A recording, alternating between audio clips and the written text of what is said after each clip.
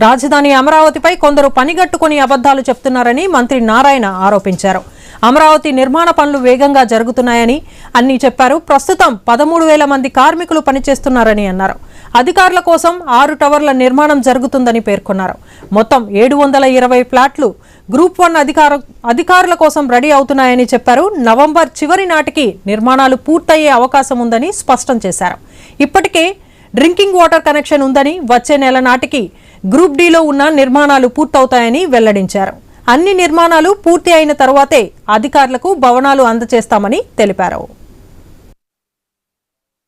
Capital city ఏదైతే construction ఉందో అది ఎంతో వేగవంతంగా మొదలైంది. వర్షాలు దాదాపుగా తగ్గడంతో మళ్ళీ దాదాపు 13,000 మంది ఎంప్లాయీస్ యాక్చువల్గా ఈరోజు అమరావతి క్యాపిటల్ సిటీలో వర్క్ చేస్తున్నారు.